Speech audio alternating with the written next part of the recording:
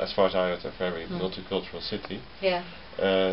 Do you notice it in your work, if your connections with your audience, that it's a multicultural city, or it's not that? Not really with the audience so much. I mean, when we do the concerts here in the Funkhaus, it depends on whom we invite. When we have American artists, we might have a larger American audience, or when we have French-speaking act, the French might come over, or an African musician, then some of the African community drops by, But of course, with the musicians, it's international. Actually, but the emphasis is pretty much on American in Munich. I mean, this has a history, like after the war. Yeah. There were quite a few great American musicians, black American musicians, living and working in Munich, and also throughout the 80s, some of the American musicians came to Germany, and some of them stayed here in Munich and still are here. So they have family. They a little bit the founders of the music here, the jazz. No, it's actually it's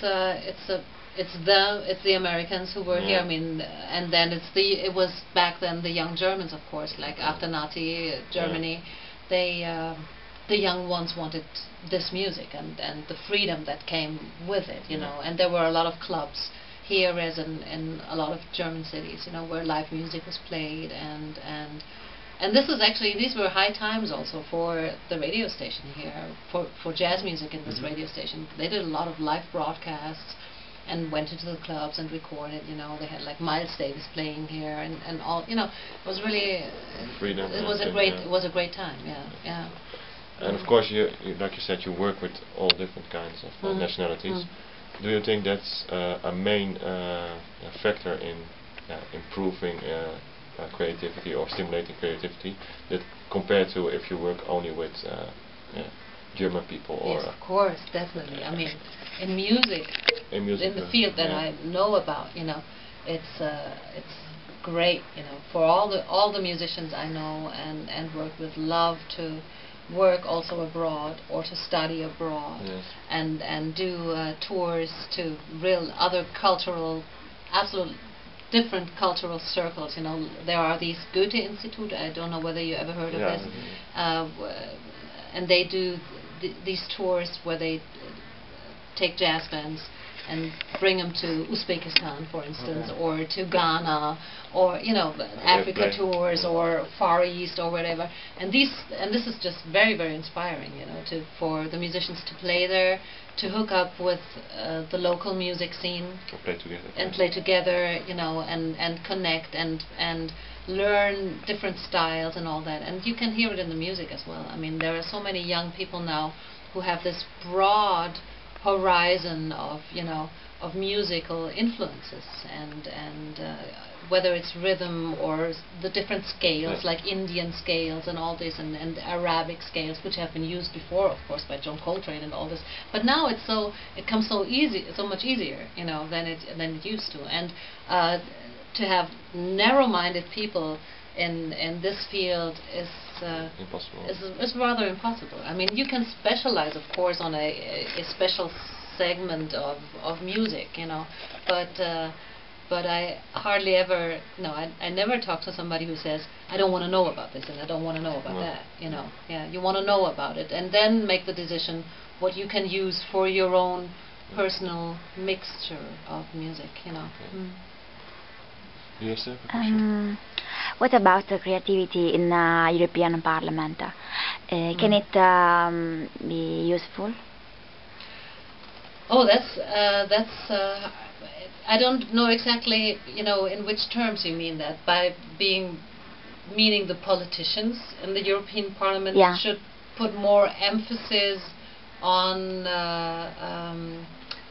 being creative themselves, or on supporting creative people. To improve proposals. Possibilities for creative, for arts and creative people. Or, Do you think there are enough possibilities at the moment? I have to tell you, I'm not informed well enough about that. You know, when it comes to on the political level, you know, what is done. But I think thinking of, you know, where the money flows to. You know, usually right now, of course, it flows into banks and huge factories and all that. And I was always wondering, isn't it funny, you know, all this money, where does it come from? Why wasn't it used differently before? Because of course the arts or creativeness is often looked upon as something that's a luxury, that is something that is not necessary, you know, that you can you know, not when like it's other things are more important. And of course, yes, it is more, the most important thing is that there's peace and everybody has food, has food and a place to live in, you know, and freedom, you know, and peace, of course, you know. But to think of art and artistic expression as something that you don't need is wrong. I am absolutely convinced about this. I think that a world without music would not work out in the long run, you know. And it is something. It's all a mixture of everything. You need the material, you know, but you also need the meta physics, you know, or the, you know, the immaterial the goods. inputs, You know, yeah.